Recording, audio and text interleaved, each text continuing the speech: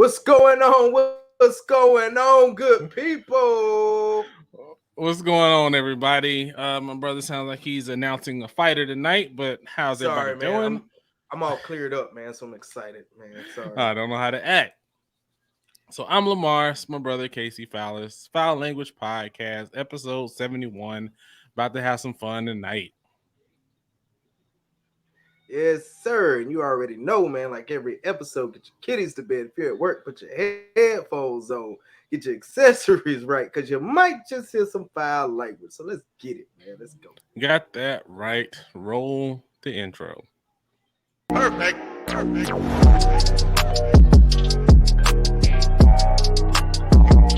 All right, everybody, we're back. Before we kick things off this evening, let's figure out what accessories we got. Sorry about that. Mothman Prophecies just flew beside me, so I had to check that out. The sky fell over this week, so all kind of new bugs are out tonight. So it's gonna be all kind of crazy stuff. So yeah, who knows what's coming out here? Mothra might show up tonight. You know, who knows is gonna join us. But anyway, back to the matter at hand. What kind of accessories are you having for this evening? Well, sir, first of all, I went with one of the unofficial sponsors to the Foul Language Podcast, man. I got the old Placencia. I looked at it and I said, you know what? Fuck it. Let's go ahead and do that shit.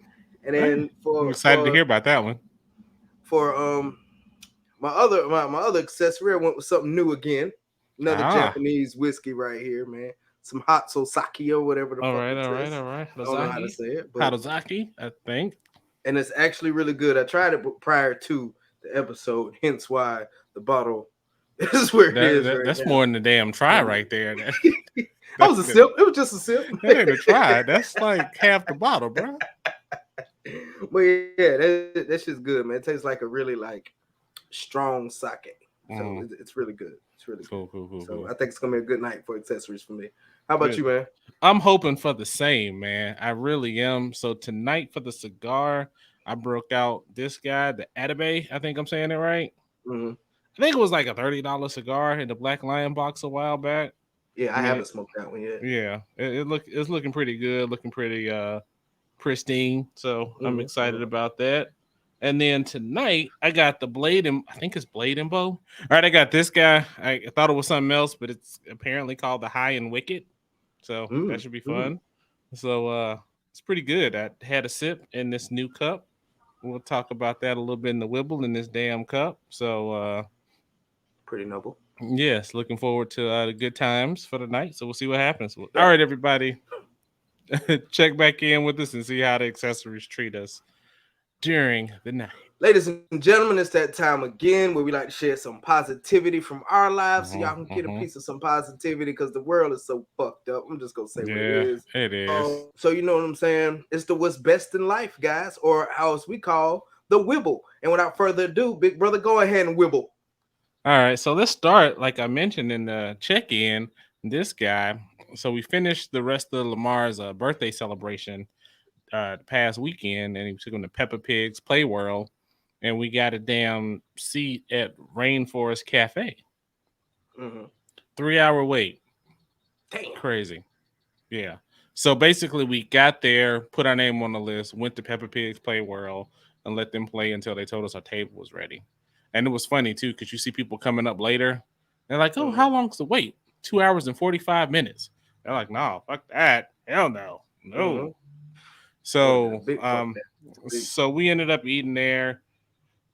Spent way more money on food that wasn't really that good. I mean, it was just okay. And I got a drink with a damn souvenir glass. And I was like, look, damn it. It's coming on here for something. I'm using it, damn it. I paid $14 for a damn drink.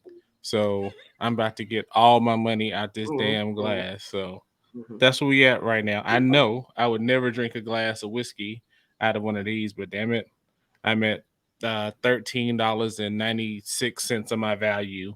So damn, he count down to the cent. You damn right. A cent a sip. A cent a motherfucking sip. You damn right.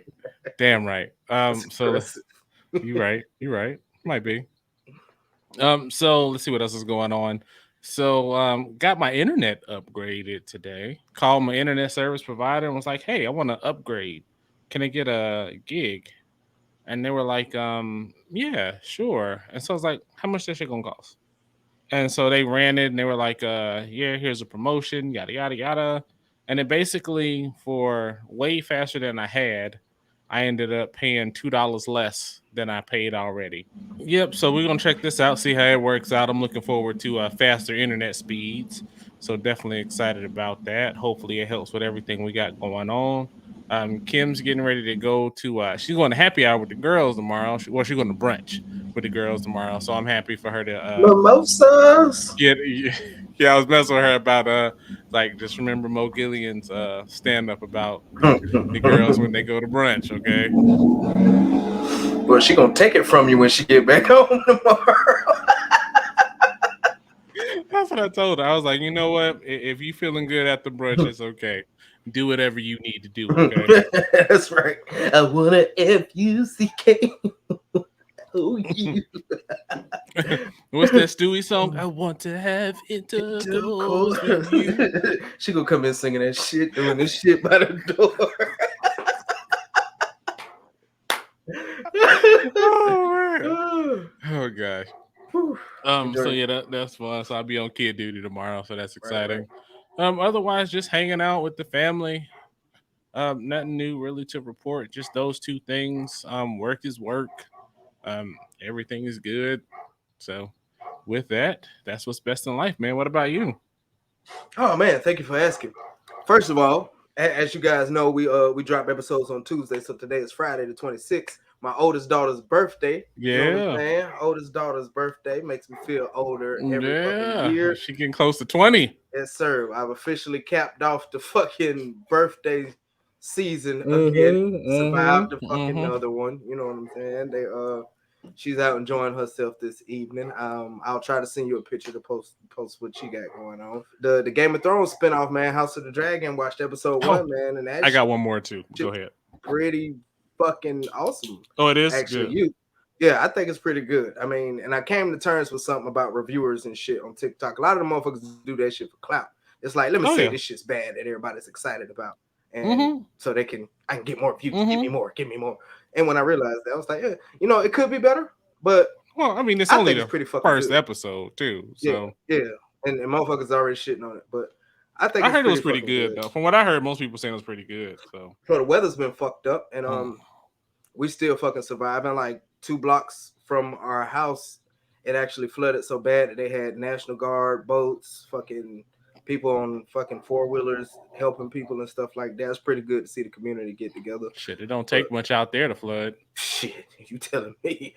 But I ain't take my ass out there because I can't swim. So I'm not even gonna risk that. I don't give a fuck. 14 inches of snow, fucking rain. I feel like I'm gonna die if my feet don't touch the bottom instantly. But, I mean, that's that, man. Just a positive week for the most part. The storm took my trash can outside away, so I had to go buy a new one of those. Like I rode around the neighborhood for about 10 minutes looking for my goddamn trash can, man. That shit gone. I don't know what the fuck. Storm took it. But I'm gonna bolt this next one down. I'm gonna put some sandbags or some shit in the fucking bottom or something, man. I don't fucking know. Yeah, I was gonna say you do that, they're gonna go in the trash first. Well, no, they throw your trash by hand, right? Yeah. Oh, okay. And then they just slang the trash can wherever they see fit. Yeah. Motherfuckers. Other than that, man, the kids are doing good in school. Shit's just going. I'm about to get my LLC for the Melanin Warriors merch and everything that comes with the Melanin Warriors. That's gonna start. That's gonna take place next week. Other than that, just Army shit, man. Just doing some Army shit and working hard, man. Getting these promotion points up. I got my college transcript, so that's gonna bump my points up and shit. So hopefully I can be promoted by the end of the year. That's the goal anyway, man. That'll be really fucking dope. And if I do get promoted, I'll do a little video of my promotion ceremony, throw it on here or something like that. Other than that, man, good cigars, good times. Oh, me and my wife took a little lunch date yesterday, man. Oh, and that's special. Since the weather was really fucked up where I work at, I said, fuck this, I'm not gonna be stuck. So I went home and I was like, hey, what you doing? Get dressed. Let's go eat. So we went to go eat, and it's kind of nice having our little day dates when we can get them, especially because we out here and we really don't get to do it as much. So it's been pretty cool having the boys in school. Hey, yeah, man, take them dates while they gone. Yeah. pretty awesome so far, man. Yeah, other than that, man, that's what's best in life, dog. Cool, man. Yeah, I had one more I forgot about too. So we've been watching JoJo's Bizarre Adventure, and we just finished season 5, just started in season 6 yesterday. And so I was just messing around looking on the internet, and I found out that next week on the 2nd, the fighting game comes out. So I was like, oh shit, might have to go ahead and get me some JoJo's Bizarre Adventure.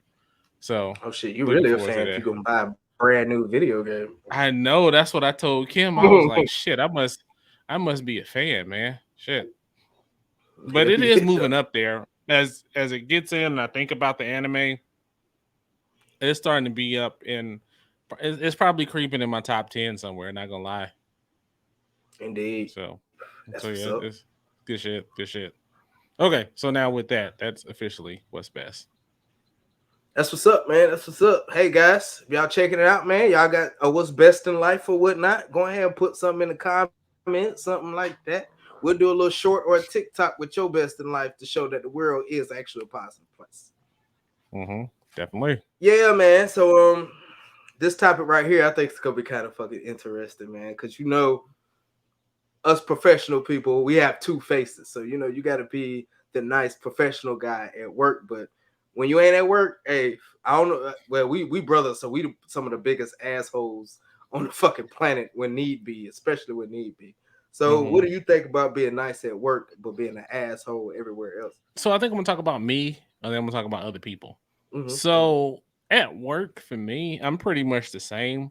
I don't give a fuck respectfully and professionally. That makes sense. So, a lot of times with my engineers, when they have a problem, they're like, oh, such and such is mad because they don't like my evaluation. They don't like my technical position or whatever the case may be. And I was like, hey, I reviewed your position. I signed off on it. So that means I'm good with it. They got a problem, tell them come see me. I don't have a problem pissing people off. So when Kim is working at home with me, she's like, man, how many times do you tell your people that if they have a problem, tell them to email you or call you? And I'll be like, hey, that's what I want, man, because I don't have a problem. It's like, oh, you want to talk to my supervisor? Go for it. Especially when I was acting. Oh, shit. They were like, I want to speak to the engineering director. It was kind of like that same along the lines of like when somebody's at like McDonald's and shit and they want to speak to the manager and they're like, I am the manager. And that's what it was like. But it was only one issue like that I had to deal with. So, I mean, but as far as everything else, I mean, I'm pretty cool at work. I mean, I'm a nice guy. I mean, not really. I'm kind, I'll say, versus being nice. I mean, I won't let you run me over or push me over or anything like that. I don't have a problem speaking my mind, but I do pick my battles, like, because sometimes it's not worth it. Sometimes, shit is just stupid and you just got to just say, all right, I'm just going to shut up in color and just move on. And then I pretty much take the same approach everywhere else. I mean, so when we originally talked about this topic, we were talking about like people who are nice at work and cussing out like cashiers and people at fast food places and everywhere else. So looking at it that way, I mean, I don't do that to people because I mean, I know what them jobs are like. I mean, I worked in retail as a kid. I worked in the food court in the mall. I know all the shit that they deal with. I mean, I take my time, and I kind of respect, what they got to go through. And, some people just aren't patient. But now, again, if they're disrespectful, rude, or, they're trying to fuck me over or not give me what I asked for, or don't show me that same respect and courtesy, like I'll take understanding if you're tired or worn out or whatever the case may be, but you still got a job to do. So I'll hold you to that standard. But I ain't going to be in there yelling, hollering, screaming, cussing. And I mean, in these cases, like I ain't going to be calling the police on you. I ain't going to be fighting you. I ain't going to be trying to shoot you. None of that shit is really that important. None of that is that pressing for somebody who's in a place like that. I mean, leave them alone. They got enough shit to deal with as it is. Because, I'm sure they're dealing with hundreds of people in a day of all kind of personality. So it ain't that big of a deal. So that's me. So now talking about other people, like you see it a lot to me, those people that are like almost kissing ass, thinking they're going to do that to get ahead, or they're trying to be like the nice guy either because, there's an attractive woman there, because those are the worst, man. Like I swear, because like in engineering, especially, there aren't a lot of women. And to go on to take that one step further, there aren't a lot of attractive women. So anytime you're in a situation where there's a whole bunch of people together and there's that like one attractive woman there, you just see all of them. They gotta talk to her and they're all smiling in her face and, Yeah, and kind of kiki and like shit. kind of like the new beach on Euro trip when it was all them Yeah. naked dudes and Yeah. that one thing. Oh, woman. Yeah, they do that shit in the army. Yeah. I call them fucking vultures. Yeah. Yeah. I mean, that's really what it's like, man. And a lot of them are ex-military, so probably that same kind of feel. And so Yep. you just see that shit. And you just see him grinning and all that shit. But then you hear him talking to their wife on the phone, and you be like, "Damn, dude! Like, come on, man! Shit, where that chuckling and kikiing at? Damn!" And so that same kind of thing. Like, I feel like sometimes though, those guys who are like nice at work and then assholes everywhere else, title plug, I feel like it's kind of like a valve release. You know, like they've been so busy trying to suppress anger and everything else at work to kind of, seem like that nice guy at work. And then once they get out of work, it's like, fuck it. All bets are off. I'm done being nice to everybody. Fuck you, fuck you, fuck you, fuck you. You can kiss my ass. I'm throwing fries at you. And it's just uncalled for. I mean, I remember especially when it's like you said. Go ahead. Go ahead. No, it's just like you said, because when they're at home, at work, they're trying to kiss ass and be the ideal employee and all that other shit. They suppress all the bullshit that they have to deal with to kiss ass and get what they want to get. So when they get home, they just release all that pent up bullshit. Sorry about the interruption, sir. Go ahead. Thank you for saying exactly what I just said. I'm just fucking with you. But yeah. So I mean, I used to see it a lot when I used to work. No, I don't know if they were nice at work, but they were definitely assholes dealing with me. So when I would work in when I worked at Home Depot part time, when I first started my professional career, I'd work as an engineer in the day and then work part Home Depot in the evenings. And so you get some of them in there, and it was in the more well-off side of town too. So you get them in there, and they're talking shit to you, and I'll never forget the day. It was like a self-checkout machine, and the guy was like, I can't figure this out. And I'm an engineer, so it's got to be something wrong with it. I was like, well, sir, I'm an engineer too. And my engineering expertise tells me that the self-checkout uses weight, and you've got your badass kids standing on the fucking self-checkout, so it's not going to work. I didn't cuss at him. I didn't cuss at him, but I was like, yeah, that's basically what I told him. Like, your kid's not going to let it work. I mean, long as your son is jumping on the self-checkout, you're not going to be able to ring up anything. And he just got mad. I was like, oh, this makes no sense. It's like, no, you're a fucking idiot. So move on. So, I mean, and he said some choice words, and I laughed at him because he was in the wrong. And again, it's always funny being on the other side of it when,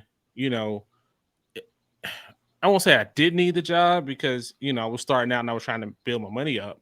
But when that's not your career and, nothing's more dangerous than when you're dealing with somebody who ain't got nothing to lose, I guess I'll say. And you kind of fuck if you get fired or not. Yeah. I mean, I guess that's really what it is. So, I mean, when you catch them, you better be careful being that asshole because they'll match you with that same energy and they'll be playing No More Fucks to Give in the background and you be in bad shape. So, I mean, I think that's the thing. I mean, I think it's like I said, moral of it is they tend to pin up that energy and they have to release it some kind of way. I just hope when they're at home, they're not releasing it violently and abusing their family and shit. I mean, that'd be the last thing.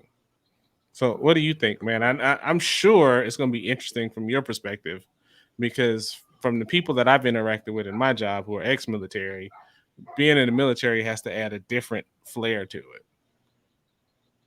Oh, it's beautiful because you can be an asshole and it's you doing your job to a T. It's fucking beautiful. But no, you do have those that kiss ass, and anytime a higher up says jump, they jump to the fucking ceiling and all that other shit. So, but me personally, that's not me. If it's stupid, I'm like, sir, cool, or big song, cool. But how about this, and this, and this, and this, and this, and this?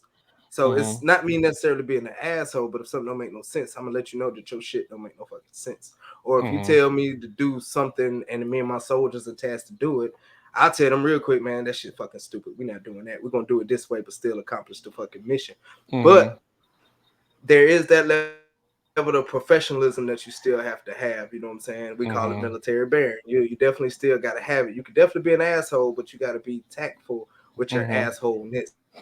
And once you learn that fucking skill, man, it's fucking beautiful how you could be a professional fucking asshole. You ain't got a motherfucker, but you just politely just no, per our conversation, and then you just go in, man. It's fucking beautiful. But for the most part, these are the people I got to work with. Lord forbid something kicks off. These are people I got to go to war with. So I try to build this rapport, and you know what I'm saying. Like the title says, nice as work, asshole everywhere else. I'm an asshole everywhere, work, home. I just don't know how else to be. But I'm I'm a real sarcastic asshole, like, or passive aggressive asshole. People really hate when I get passive aggressive, man. They fucking hate it whatsoever. And then there's some people that just push my fucking buttons, and they got to get the fucking business. Ain't there's no professionalism, no ifs, ands, buts about it. Like a few months ago, civilian wanted to fucking pop fly the fucking mouth. It is what it is. We can fucking get down right fucking here. He wanted to call the police. So we left that shit where it was because I'm a melanin brother in Mississippi, and this was a Caucasian gentleman that was about to call the police. So you can imagine how that would have turned out. Yeah. If I didn't, de-escalate the situation. That's where it comes. That's what comes from not letting your emotions completely take charge. Because being nice and an asshole is a result of your emotions taking fucking charge. You might be really nice to somebody who's fucking you over at fucking work because you don't have that. You're fearful. You don't want to lose your job. You don't want to piss anybody off, anything like that. But man, fuck that. But then you'll go home and you'll cuss your wife out. You'll cuss your kids out. You'll kick the dog. Oh gosh, shit like that. I mean, and that's why I was saying when you was talking, those are the fucking people that you really got to fucking worry about because they. Oh, I don't know why Trevor did that. He's such a good guy at work. He brings everybody coffee and he helps everyone out. Yeah, because he holding that shit in and fuck up some stuff. But the military is geared towards being an asshole. Actually, when you're training to be an NCO, one of the things they tell you is you have to be confrontational to be a fucking good NCO. You can't just let everything fucking ride because you're a fucking leader. Yeah. You're gonna have to be confrontational. You're gonna have to be an asshole to some extent. The ones that just get pushed over by their higher and fucking lower. I see the shit all the fucking time. Yeah. Even when I tell my soldiers every time, y'all fucking up. When the asshole come out, I don't want to hear no motherfucking crying. Y'all do this, do this, do this. And they get in line, no problems. You know what I'm saying? And it's kind of the same thing with you. Yeah, I told you to do A, B, and C. And if anybody got a problem with it, tell them come talk to Sergeant Fowler. Don't you say shit to them. You tell them, my sergeant told me to do it, and if there's any issues, to come see him. And you know what happens? Don't nobody come see me. They talk about me behind my motherfucking back. But that's neither here nor there. And then going on to, like you said, the cashiers and stuff like that, man. Fuck them and everything they got fucking going on. Oh, God. I give you the fucking same energy you give me. And that's fair. I mean, I think that's fair. That's fair. Sometimes. But sometimes if I see, like, a cashier got a fucking attitude or something like that, I ask them all the time, you all right? You good? You having a bad day or something? I ask them because sometimes they be like, no. Or they be like, just a little tired, or this has been, they actually talk back, and it's pretty fucking cool. One prime example was I was at Dunkin' Donuts I was in Atlanta. I'm in a drive-thru. I ordered what I wanted to order. He was like, nah, bro, we ain't got none of those. I said, God damn, bro. I said, well, do y'all got some of these? No, we only got the fucking strawberry. He didn't say fuck it. We only got strawberry top. I said, God damn. Yeah, Kim has some fail stories with dealing with Dunkin' Donuts. So especially that one by your house. So I said, all right, man, well, let me get A, B, and C. I pull up. He was like, such as $3.75 or whatever the fucking price was. I said, hey, bro, you good? You straight? He's like, nah, man, these people in here got me fucked up. I was then the dialogue started. He was like, yeah, so my bad, folks, my bad. You know what I'm saying? These motherfuckers in here. I was like, I feel you, bro. Just don't lose your job over no bullshit. The dialogue was there. Yeah. And he was a melanin brother too, which I thought was really fucking cool that we kind of got over that little hurdle or whatever, man. So that was pretty fucking dope. But because that could have gone a totally different way too. Oh yeah. Had you went in there with a different energy. You right. Because he could have got his ass pulled through that motherfucking drive-through window into that my was car. maturity on your part. Yeah, it was. Because, normally me, I'd be like, man, fuck you. You better bake some more motherfucking donuts. But there have been those times, especially food mainly, when the fucking servers being a fucking jackass, or they continuously fucking up and don't give a fuck that they fucking up. That shit bothers the fuck out of me. Like, had one that, like, I didn't order, I wanted this, not this. Well, oh no. And I hit it with one of my homeboys, phrases he used in AIT, God rest Grizzly. He was like, you must don't like your job. Take your ass back to school then. And they pretty much got that kind of fucking energy. The fucking drive-through fucking people. The drive-through people ain't me. That's the wife with the drive-through people, because she be fucking going in. I said honey mustard, bitch. I'm like, oh shit, here we go again. But I didn't have that's that meme where, like, when my food is wrong and it's the little dog with the big dog behind the dog. Like, because I seen your wife, like, what the fuck? Yeah, she'll spaz the fuck out and grow like 4 inches taller and shit. She will spaz the fuck out. I only had one incident, and it was a Taco Bell in Atlanta again. They was fucked up our order a couple times. I go in there to get shit fixed, looking for food that's missing, we was waiting for like 20-30 minutes. They just in there on their phone shooting shit. So I fucking spazzed the fuck out. Did shit in Burger King too with Leah. Spazzed the fuck out. Like, I ordered one cheeseburger and one drink. Why it took 20 minutes? And do you want ketchup? I said, no, bitch, I don't want no ketchup. And I fucking just walked the fuck out. Like, I have my moments. The old me still comes out every once in a while, but I have grown. But all in all, you should still treat your fellow man with respect, but there's a limit to that respect, both at work and fucking at home. You're not just gonna run. You shouldn't let nobody run over you any fucking where. I don't give a fuck who you are, what capacity you're in, anything like that. Whether you're at work, I mean, if you want to be the Mr. Kiss Ass, that's on you. You have a hard fucking life. But you get more respect, and you actually get a hell of a lot further as far as a professional environment when you're firm and you're tactful when you have a fucking problem with something. And as far as being at home, like you said, you got to pick your battle. Sometimes that's just not working, especially nowadays, because motherfuckers will shoot your ass for beeping a horn at a fucking red light. Oh shit! That was a shooting on the road. They shooting right not too far from my house a couple years back. So yeah, you're right. Yeah, that shit's fucking real, man. Like, Georgia, there's been several. Here's been several, and then that's something else. Just the whole fucking car thing. Sometimes just let them have it, man. Like, if you want to speed and shit, let them have it. Because what I like to do, especially when I'm going 85. Motherfucker got to be doing like damn near 100 when they right. And then they fucking cut me off, and then they get stuck in traffic. So I just slide around they motherfucking ass and go, and then keep fucking riding, man. Oh, they be so mad too. They be so mad. Motherfucker. And then I even had one of the majors. I still don't even realize he do it. He cut me off. I beat the horn. He shot a bird at me. I said, God damn, sir. But I think he kind of knows me, because when I see him, he don't even speak no more. He just mud me. Oh, damn. I don't give a fuck. Fight me. But all in all, like I said, you gotta pick your battles. Know when to be an asshole. Know when to just let that shit go. Know when you gotta be the utmost as far as being professional and everything like that. And try not to switch up who you are for certain fucking people. Be who the fuck you are and say fuck them. We can't help it because it's kind of in our fucking DNA. Everybody that's watching this family and know who our daddy is. He didn't switch up. Shit, he gonna be him every fucking day. He freestyling in front of his mom talking about his dick this long. So he ain't give a fuck. Right. And that same energy kind of passed on to all of his kids, actually. Because all of us will just say what the fuck we need to say most of the time. That's pretty much it, man. Yeah, a couple things you made me think of. One of the things I realized about me is, like, I'll do subtly asshole shit and don't even realize it. So when I used to work on a project, and I had to travel a lot for it. And one of the women on the team, real good homegirl of mine now, I think she lives in Atlanta now, and she would, like, after every meeting and shit, she would, like, point out all the asshole shit that I did. I was like, oh damn, I didn't even realize I did that shit. Like, damn, you showed that guy no respect, and you probably didn't even realize it. But she was like, what's so cool about it is it's super professional.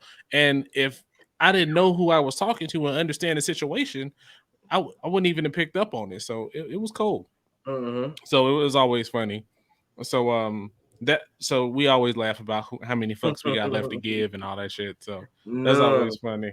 And one thing you made me think of too, talking about like people who've had that pent up stress. The other thing I've seen too, and we haven't touched on this yet, when you see like people who are assholes at work, are nice at work and assholes everywhere else, a lot of times it's because they feel like they're their peers or their superiors in a lot of cases, and you Mm-hmm. see them at these like basically these service jobs, like dealing with cashiers or wait staff or anything like that. They have this feeling as if they're beneath them, and because of their job or their career Yeah, profession, fucking and sound like because of that. that, they treat them like they're less than, and that shit is just wrong. I don't care. Mm-hmm. I mean, at least show them respect as a person. I mean, they are Mm-hmm. no less than you are because you may be, CEO or have some letters behind your name, and this person is just checking out your groceries at the Food Lion. Yeah, y'all both people. Y'all both get cut. Y'all both bleed. You both put your pants on the same way. All that shit. So ain't no need to be an asshole to somebody who's doing a job that you feel like is beneath you. If you feel like that way, take the service and shut the fuck up. Move on. So now that's all I got on that. Yeah, that's fucking real, man. Because they do, like, like you said, the servers and Mm-hmm. everything. Oh, I make fucking 3 times your salary. Them type of motherfuckers. I haven't Mm-hmm. experienced it at all personally, but Mm-hmm. I feel like me person who I am. If I hear it, I won't be like, "Hey, motherfucker, she." I won't be that person, but I'll be like really passive aggressive about the shit and really sarcastic about the other person. Mm-hmm. But Mm-hmm. haven't seen it. But that shit really ain't fucking cool, man. Because you don't know nobody's Mm-hmm. situation. At least they out here working. They ain't selling fucking Mm-hmm. drugs. They ain't just mainly depending on just government assistance sitting on their ass. They ain't robbing you, Mr. CEO. So you gotta Right. respect these people I because mean, or cause that's you their passion. You know what I mean? yeah, or they just love fucking serving people. Yeah, Some people love that they shit, man. I do. worked at Taco Bell, Burger King, sub place, fucking security, and some people just love what they're fucking doing. That Mm-hmm. is it. That is what they want to do with Mm-hmm. their life. They set. I done talk to motherfuckers that, man, hey, in the next 3 years, I'm gonna be assistant manager of Taco Bell. In the Mm-hmm. next 10 years, I'm gonna be general manager. Hey, man, Ain't do nothing wrong with you? that at Hell all. Ain't yeah, nothing wrong with hell that at yeah, all. get it. Because a lot of those independent franchise owners and shit like that, they started off right where you at doing the fries or whatever Mm-hmm. the fuck. And they started from the bottom, and I'm not Mm-hmm. going to finish that because yeah, Mm-hmm. it's 2022. We don't say that anymore. I hope not. Yeah. So with that, y'all let us know. You nice at work and an asshole everywhere else, or you just a plain Mm-hmm. out fucking asshole, or you just plain out nice every fucking where. I don't see how somebody can do that though. Yeah. You if you nice every fucking where, you got to be a pushover. I'm sorry. Or Dexter or something for real. Yeah. Wait, So you got like a torture basement or some shit. right. You if you nice every fucking where and every single fucking day, something ain't right. Yeah. You eat people. Oh Something. gosh. Well, this is another one of those situations where I'm glad that we're not monetized, because if we were, despite everything else, we wouldn't be now. So, Nope. all right, everybody. Next up, we're gonna talk a little bit. We're gonna shift gears a bit, and we're gonna talk about, like, you see it a lot in the news. I mean, I see it across different people. Um, they talk a lot about, especially, I mean, I've seen it even more so lately, probably in the past year or two, talking about leaving the U.S. and just talking about not just leaving for like vacation or something, but leaving for good, going to be an expat and going to go just live in another country. So what do you think about that whole movement of people just saying? I mean, you see it for our people too. You see us saying, "Oh, the racism is so strong here. I got to get out of here." So what do you think about, like, just people period and then like our people leaving? So this is tricky because I gotta be careful how I word this. As far as people leaving the US for good, congratulations. You got the fucking money to do so. As far as our people leaving, I completely fucking get it. I mean, Mm-hmm. hunt for centuries we've fought and bled and died and been treated unfairly in this country of ours. So I Mm-hmm. completely understand, but I also get that there's a lot of shittier fucking places, like from laws to everything else, you just got to be really, really careful on where the fuck you go. And also, you got to have the fucking money. Because to be fucking honest, the exchange rate from US dollars and everywhere else is not what it used to be. It really ain't a fuck.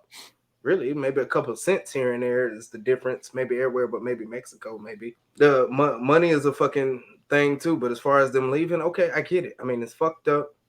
You don't feel like this is the place for you. I mean, ultimately, you got to do what's best for you. I personally wouldn't mind leaving the U.S. and moving to another country somewhere like, I don't know, Belize or some shit fancy, just cooling. But you know, a lot of us got too many roots here, and if you do have that opportunity to do so, like a lot of especially celebrities, they're doing like not just leaving the U.S. for good, but they got dual citizenship, so they can live in another country, come back here when they want to. And I think that right there is really fucking dope because you're not saying fuck the United States of America completely, but you're broadening your horizons or whatever. And I think it's an awesome fucking move, like to actually live in another country, to see how their laws are, to see how their government works.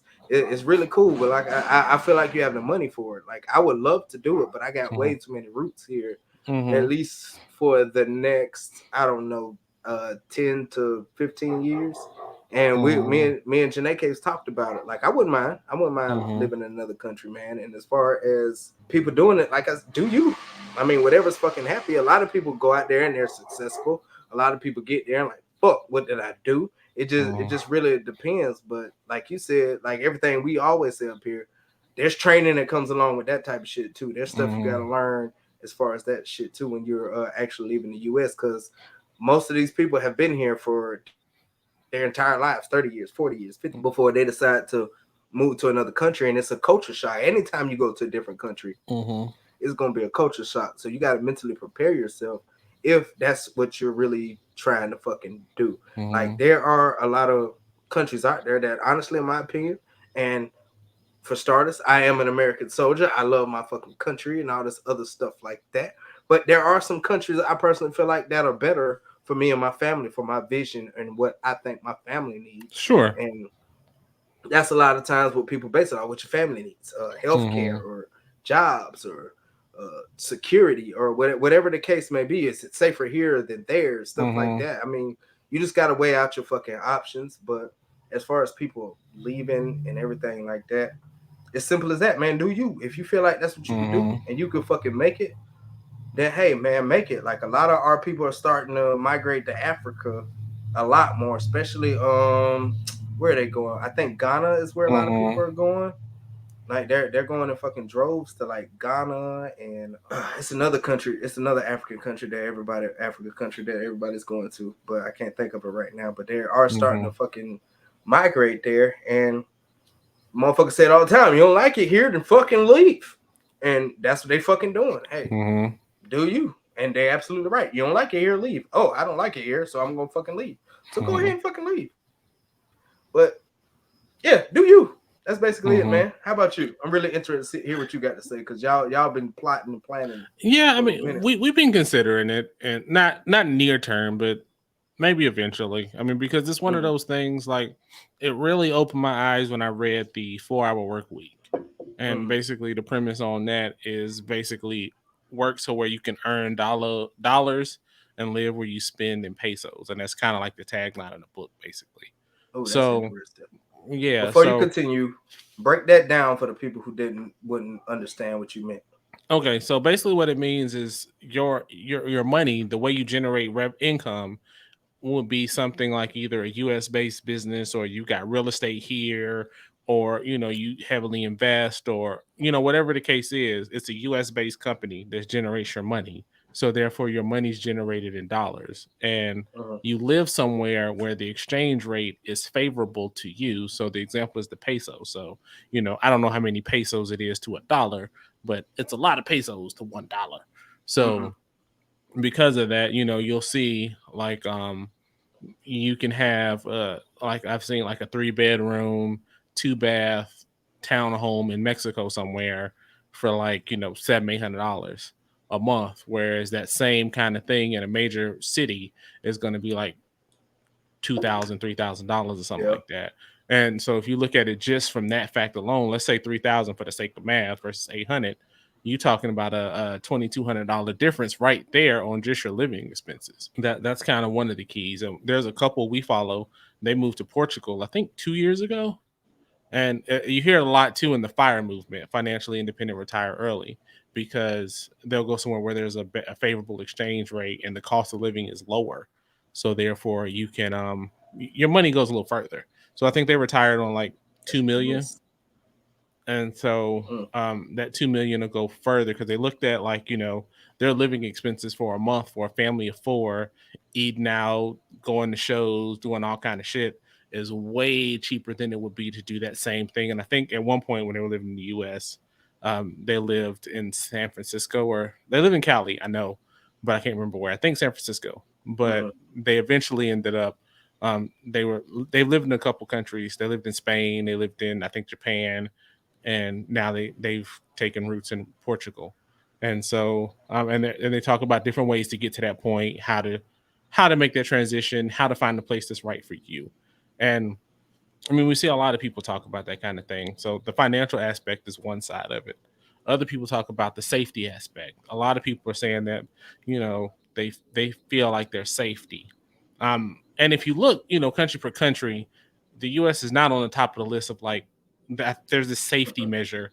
It's not at the top. I mean, and granted, not all, it's not the worst, but it's one of those things where it's the entire country. So I mean, you're going to be a little safer in one area than you are in the other in the US, just like there. But on average, they talk about going to a higher safety and stuff, like higher safety area. Like there's a cosplayer that I follow, and she lives in Japan, and she talks about like how she feels more safe, and like, she doesn't have a problem walking home in the middle of the night to get back to her house, and she doesn't have, feel like, she has to watch behind her or anything like that. She feels like she's perfectly safe. So I mean, that's no.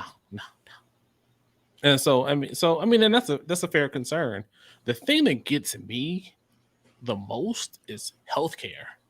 Healthcare is wild. Like when you compare how healthcare is done in other countries, like that same couple that lives in Portugal, the husband, he tore his Achilles a few months back, and he walked us through the procedure where he went through like 3 surgeons to get their opinion, his course of action. He was going to like physical therapy 5 days a week for like 6 weeks.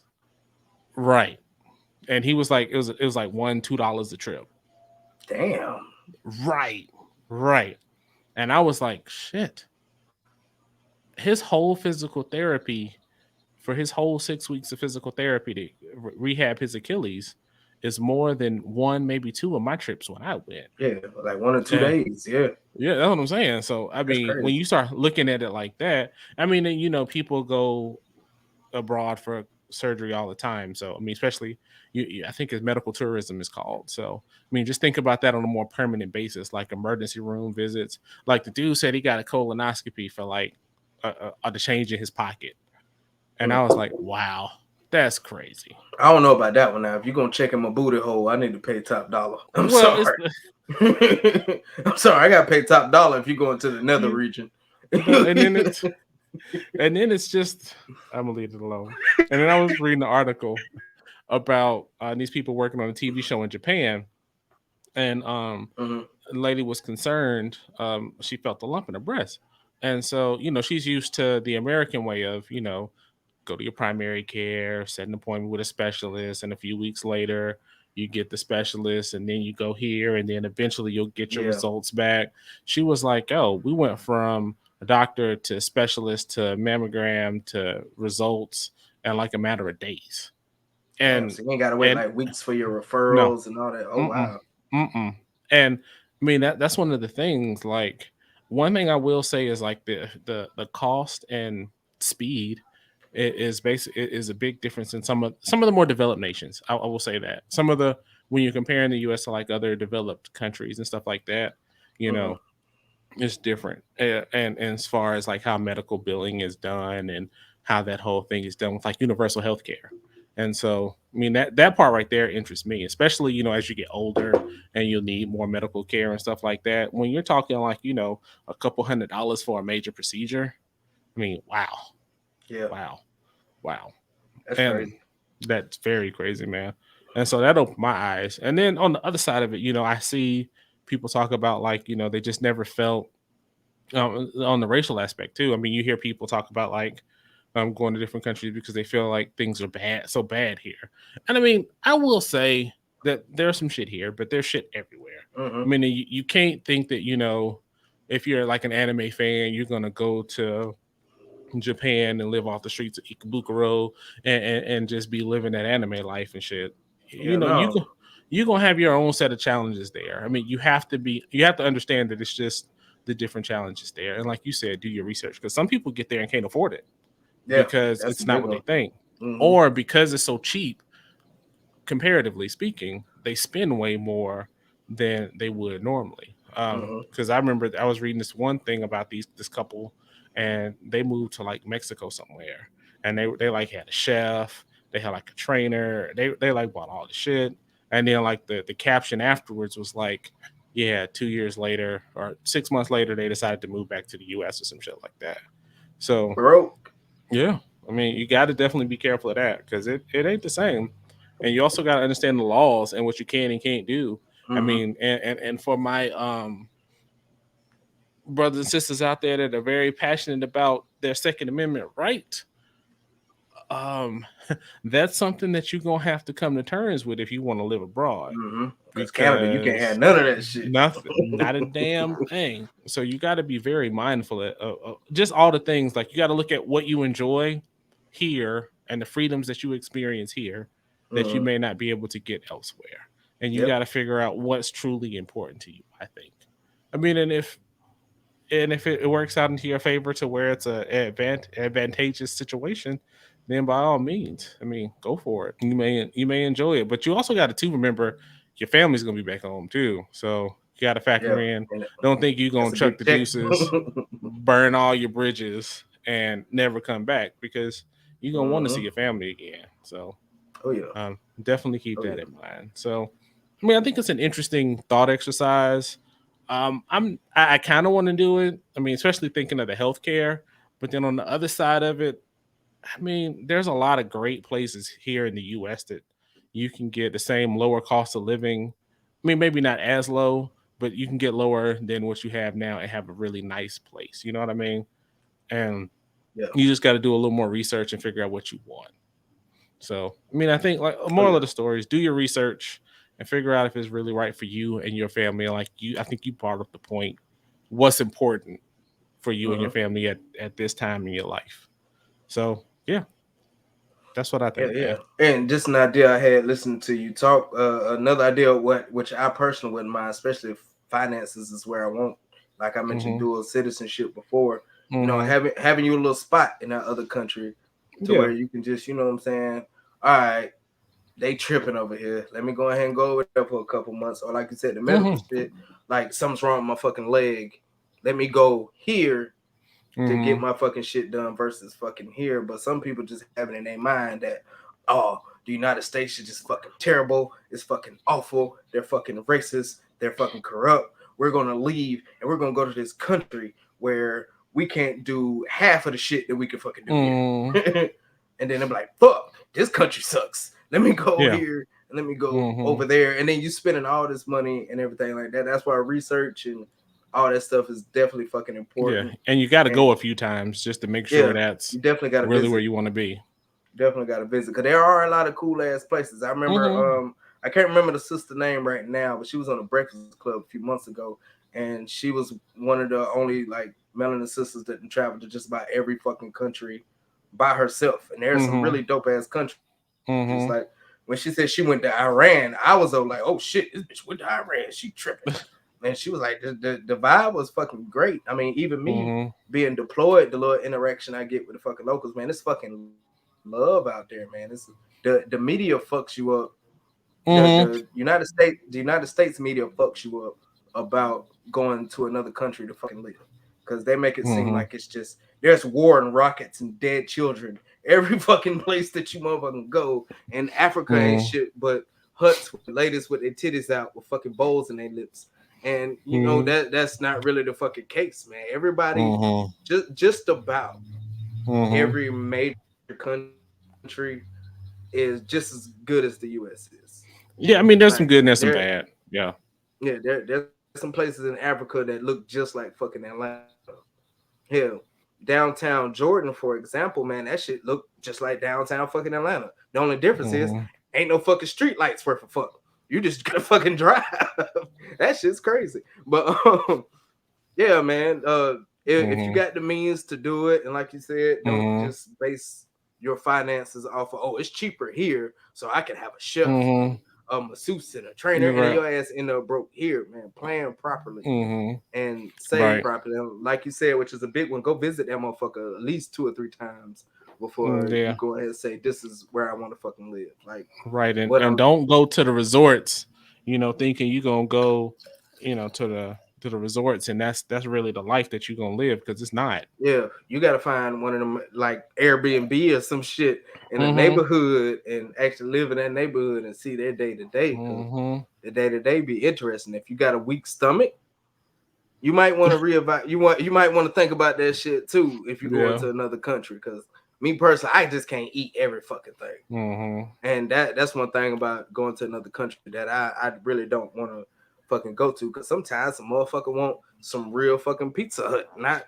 goat cheese Pizza Hut. Because in Jordan, that's what the Pizza Hut was. They had a Pizza Hut in Jordan, Mm-hmm. but they made it with goat cheese instead Sure. of like real cheddar, and it tastes really fucking different. But you could I get think a fifth eventually of you'll fucking. get used to it. You could get a fifth for like what was it, like 5 dinar or like 10 dinar. Mm-hmm. So that shit was pretty dope. Mm-hmm. Not saying I was drinking on BBD. deployment, but but yeah, man, You it's not heard a bad about it. idea. Yeah, I heard about it. Mm-hmm. It's not a bad idea. I think me personally, like I said, if I was to do it, I'd have my money in a place to where I could have a place here in the U.S. because my mom is here, you're here, kids, Mm-hmm. nephews, nieces, everybody's fucking here, but I could still just go to that fucking house in Portugal for like the summer or for Christmas or whatever the fuck I feel like fucking doing. Oh, if you abroad and we not, Kim need is a reason. So that ain't even a problem. I like, hey man, y'all might as well come on out here, bro. It can be like, so I bought these tickets. We'll be there in 2 weeks. Hell yeah, we had so much fun, and that's something else too. If you can move as a group, Mm-hmm. find you somebody else that's solid, like you know what I'm saying. The Fowler families Mm-hmm. are, and Mm-hmm. move as a fucking group. You know somebody there, you can get Yeah. established and everything like that. If you're brave enough to go by yourself, by all means, do it. Mm-hmm. Mm-hmm. But I do love it here, regardless of the racism and the gas prices and the politics and the fucking being Mm-hmm. politically correct and everything like that. America is pretty fucking awesome still. I mean, when you get out and interact with the people, most of the time, it's a good time.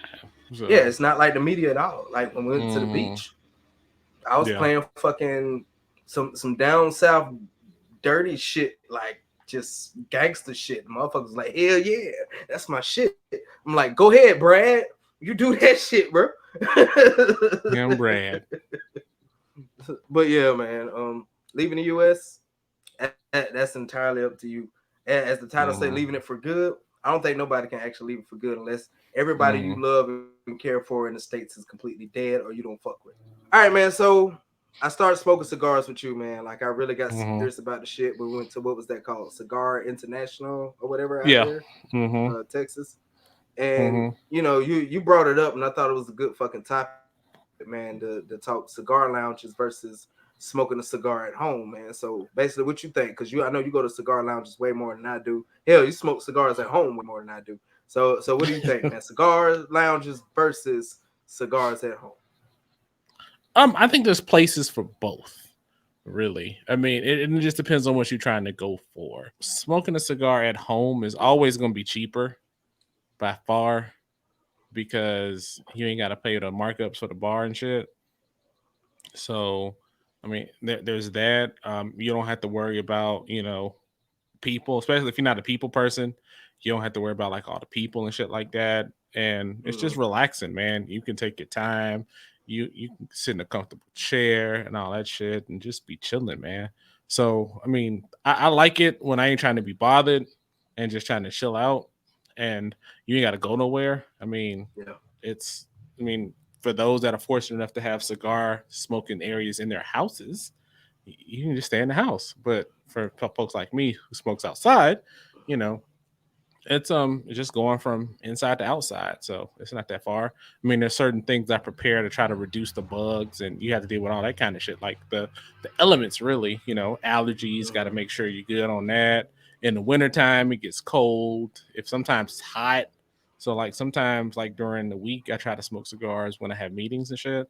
But if I don't get out there early enough in the summertime, I ain't going because I ain't smoking a cigar in 100-degree weather sitting outside.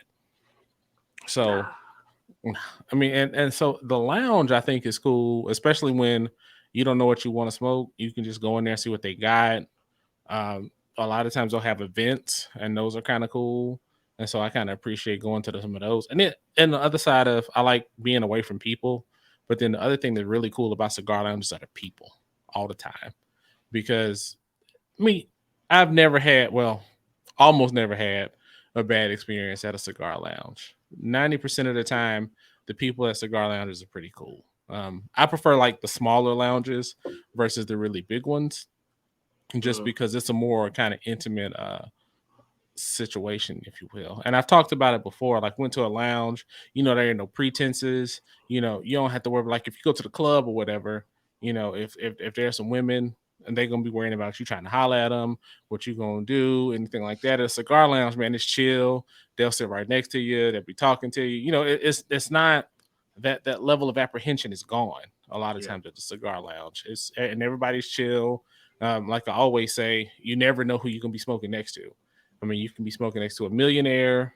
You can be smoking next to somebody that that work a garbage truck, and everywhere in between, man. And that's to me, I think that's the coolest part of it, is just the variety of the people that you get, and I enjoy that. And then you don't have to worry about the weather. And they have their good that it's filtered and all that shit. So if it's a good place with good filtration, you won't come out super smoky and have to worry about all of that shit. Like, I know I've smoked at people's houses that don't have like any filters or anything like that, and you walking out and it's like your eyes is burning. It's not even fun anymore. You feel like you can't see, and it's just rough. But at the lounge, you come out, you fresh. It's a good time. You've had a good time. You ain't got to clean up afterwards. You put your shit in the ashtray and just walk out. And you just walk out and just leave. Pay your little tip and go. So I mean, I think it's places for both. I prefer to try to hit my brick and mortars up. One, to support the businesses, and two, just to get away and see what people are doing, see what people are talking about, and especially like for sporting events and stuff like that. I'll go there, like, especially when I got rid of cable.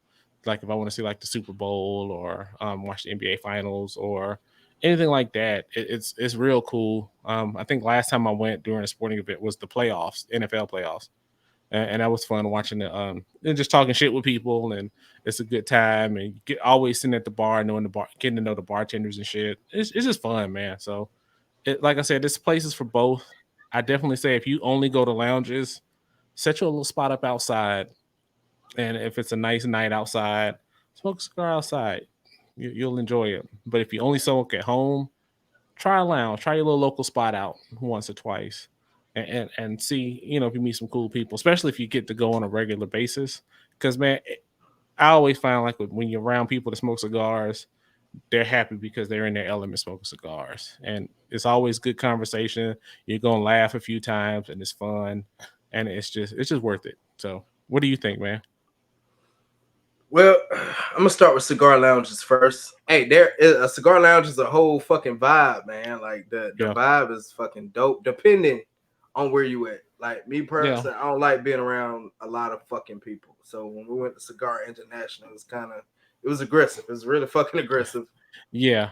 Never go there on a Friday or Saturday night if you ain't around. If you don't want to be around a lot of people. Cause that shit was a cigar club. That shit was a club, man. We had to fight to fucking find a seat, all that type of shit. But just your regular everyday fucking cigar lounge, man, that shit's a vibe, man. They got comfortable chairs, TV is on. Like you said, you get to meet all types of fucking people, man. And when you're in a cigar lounge, one thing that I've noticed that I like, especially because I've only really been in a cigar lounge with you, is race don't even fucking matter in a cigar lounge. That's real. Shit don't matter. all That's in a real. cigar lounge. White, black, Indian, Asian, whatever. You in that bitch smoking a cigar and everybody vibing. You chilling. Either you talking to the person next to you or you just chilling. Or you know what I'm saying? Somebody put you on a cigar that you ain't know about, or you put them on a cigar you ain't know about, or y'all just start networking. Oh, what do you do? Oh, I do this. Oh, what do you do? I do this. Oh shit, we should link up. You'd have made your fucking new friend. So cigar lounges is definitely dope. I haven't went to one out here yet because I'm lazy. That's besides the point. And now we're gonna go to the cigars at home. Like I said, I'm lazy, man. Sometimes I like to vibe at home. I turn on the music I want to listen to, sit where I want to sit, and just you know what I'm saying, just vibe, man. Like you said, you ain't gotta well, you gotta clean up and all this other stuff, but you know, you're comfortable, you're at home. You can just smoke your cigar, vibe, talk to the kids. I mean, whatever the hell you gonna do, work, whatever it is, cigars at home definitely has some fucking place. But if you're that type of person that has to get out and want a cool ass fucking vibe, but hookah lounge is kind of similar depending on where you go. Not Tribeca and Augusta because they do the most. Cigars at home is cool too, man. Sometimes you just want to be fucking at home. You ain't gotta get dressed, you ain't gotta go nowhere. Me personally, I like to sit on the fucking porch, turn my fucking music on, pour my fucking drink, and just mellow the fuck out, man. When I smoke cigars at home, especially when we're not recording or anything, that's when I really like reflect. I can't really reflect like I want to at a cigar lounge, but at home, you can reflect on stuff, plan, strategize, whatever the hell you want to do. But the cigar lounge is a whole fucking vibe, man. That shit is so fucking laid back and cool. Like depending on which ones you go to. Like the other one we went to, the one you usually go to, man, that shit was so fucking cool. Yeah. We at the bar, we smoking cigars. They had, I think, football was on at the time. Yeah. We talking about football and cigars and chilling, and like you said, the people that you meet. There's only a certain there's a certain group. I ain't gonna say demographic, but a certain group that you know smoke cigars. And if you smoke cigars, I smoke cigars. Hey, we friends. Yeah, I mean, really, that right there, man, is the key. That's the key. Yeah, you a 60-year-old white man. I'm a 36-year-old black man, and we chopping it up, shooting the fucking shit, having a good fucking laugh, and just enjoying it, man. Sometimes, and that's like a secret man getaway. Some people like to go to the strip clubs, and all that type of shit, but a cigar lounge, that's really the same kind of fucking vibe, man. Even some of them you could, I'm pretty sure some of them you got recliners where you can just put your fucking feet up and just fucking smoke and just chill the fuck out, man. But as far as comparing the two, they're both fucking great because I love being at home. Yeah. And I would like to find a cigar lounge out here. Maybe I'll find one and surprise you guys on an episode. Who fucking knows? But yeah, cigar lounge versus cigars at home. It just depends on your preference, who you are as a person. I don't fucking like people, but I can associate with people. I'm not a truly, I think it's an introvert, right? Yeah, I mean, for the most part. Yeah, I'm not a full-on introvert, but it just depends on the vibe, man. I can relax either fucking way, but I relax more in a cigar lounge, man. Like it's cool as fuck, man. If you ain't never been, guys, I suggest you go. And that's pretty much all I got as far as cigar lounges and cigars at home, bro. Cool. All right, everybody. Before we wrap up tonight, how were your accessories treating you, man? Let's get a final verdict on them. Man, it was fucking excellent, man. My Placencia, and as y'all can see, Black Line, y'all see I can say this shit right now. My Placencia was fucking great, man. I love the cigar, man. It was great. It burned fast for a minute, burned slow. Wasn't too strong, wasn't weak as fuck. It was just right where I wanted it, and it went really fucking perfect with the fuck y'all. I'm looking at the bottle again. At the Hatasaki fucking whiskey, man. That shit's good. I'm probably gonna polish that bitch off tonight. I ain't even gonna lie to you, but all in all, it was great, man. It was perfect for everything we talked about today, man. And it was really just fucking awesome, man. It was an awesome night for fucking accessories, bro. So how about yours? Good pairing, good cigar, good whiskey. I got a random chocolate note just now, and I'm not sure if it's from the cigar or the whiskey. Probably both together. Who knows? Interesting. The cigar was real cool, man. Like I said, it wasn't my usual, but it's nice, cool, chill, creamy, relaxing cigar. Like I think it's for somebody who like isn't really into cigars, but like fancy shit. because I mean, you're not just gonna get him this a $30 cigar. I'm just saying, unless they're gonna appreciate the shit. No. So, but I think it's one. I don't think there's a steep blur. I think it's one of those like if you're a beginner smoker, I think it's a good cigar. If you're an advanced smoker, I think it's still a good cigar. I mean, I think you'll appreciate it either way. And so and this was a cool one. I'm very impressed. So I will try another one. Not in my wheelhouse to buy a box, mostly because I'm Scrooge in the price. But if I caught them on sale or something, maybe I get a 5-pack. The whiskey's good, man. I'm definitely feeling it. So shout out to my homeboys, Pops, who put us on it. So definitely have to try some more. Can you get that anywhere, or is that just a Texas thing? Yeah, no, you can probably get this anywhere. All right, because one of my homeboys. Send me a is picture of it, man. 'Cause I want to try it. Yeah, I'll send it to you once we wrap up. It's definitely worth it. I enjoyed this one, so it was a good pairing tonight. I've had some misses lately, but this isn't one of them. I came out pretty good tonight, so got a little more cigar to go. So I'll smoke that when we wrap up. And man, that's really all I got. Hell yeah, man. Hell yeah. Cigar smokers, what y'all smoking on? Put it in the comments. All right, man. You got anything else for the people before we wrap up? Not really, man. But if y'all watching and y'all in the Mississippi area, y'all be safe, man, because it's getting ugly out here, and it's that time of year again. So y'all be safe. Take care of your families, man, and take care of yourselves. And that sounds really familiar. It does. It does. Shit getting real out here next week or so. I think that's what I say every episode. Shit, you can still say it. But y'all be safe out there, man. Definitely. Yeah. Be careful. Well, all right, everybody. Thanks for sitting with us again. Episode 71 is in the books. We're getting closer to 100. Excited about that. So, but first we'll celebrate 75, so that'll be a nice little milestone. With that, even though he already said it, take care of yourselves, take care of each other, and we out. Yeah. Perfect.